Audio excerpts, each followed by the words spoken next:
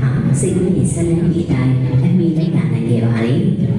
ဘလူကြောင့်မျိုးဖြစ်ဖြစ်ဒီပညာတိုးတက်လာမှုကြောင့်အာကာသစူးစမ်းရေးရှင်တွေကမိဖွဲ့စည်းကိုစူးစမ်းပြလာနိုင်ခဲ့ပြီးအခြားဂျိုတွေနဲ့၎င်းတို့နားတွေရဲ့အသေးစိတ်ပုံရိပ်တွေကိုလည်းရယူနိုင်ခဲ့ပါတယ်ဘလို့ပြန်လဲ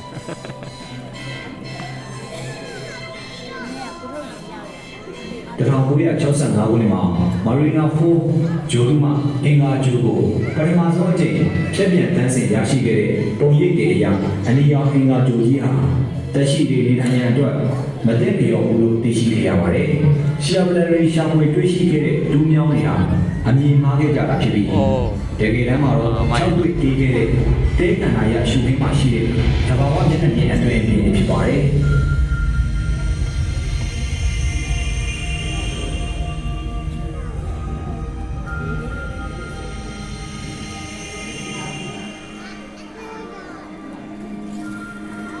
ကြောက်လားလာပါဦးကြောက်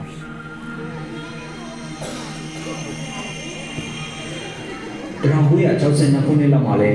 မော်ရီနာတူဂျိုတို့ဟာကျွန်တော်တို့ရဲ့အိမ်ကြီးဂျိုဖြစ်တဲ့တောက်ကြဂျိုကိုဖျက်ပြီးပြန်တန်းခဲ့ပါတယ်။ကဘာကိုပြန်ပို့ခဲ့တဲ့ပုံရိပ်တွေနဲ့အချက်အလက်တွေကတောက်ကြဂျိုဟာလည်းတက်ရှိတွေနေထိုင်ဖို့တင့်တော်တဲ့ကံဝန်းကျင်မဟုတ်ဘူးဆိုတာသိခဲ့ကြပါတယ်။အခုမြင်နေရတဲ့တောက်ကြဂျိုမျက်နှာပြင်ကတိမ်တဲ့အထူကြီးဟာမိတောင်ရှင်တွေပောက်ကွဲမှုကြောင့်ပေါ်ပေါက်လာတာဖြစ်ပါတယ်။ဒီတိမ်တိုက်တွေဟာဖန်လုံးအိမ်အာလိတင်ဖြစ်ပေါ်စေပြီးအပူချိန်တွေဟာ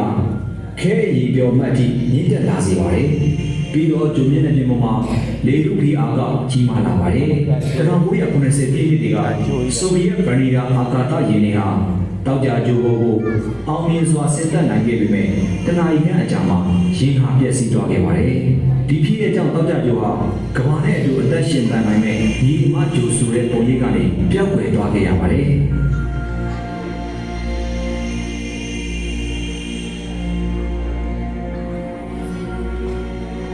စိတ်ဝင်စားဖို့ကောင်းတဲ့ဇာတ်လမ်းတွေပြောပြနိုင်ဖို့သူသားတွေဟာကမ္ဘာနဲ့အဝေးကြီးမှရှိတဲ့ကမ္ဘာအသစ်တွေအကြောင်းကိုစူးစမ်းနေဖို့လိုအပ်ပါတယ်။ဒီတစ်ခေါက်ရောကျမတို့ရဲ့စိတ်ကူးတွေကိုဘယ်ကိုခေါ်သွားကြရင်ကောင်းမလဲ။အခုခေတ်စိတ်ကူးရင်သိပ္ပံဇာတ်လမ်းတွေကရောမကြခင်မှာပြောပြဖြစ်လာ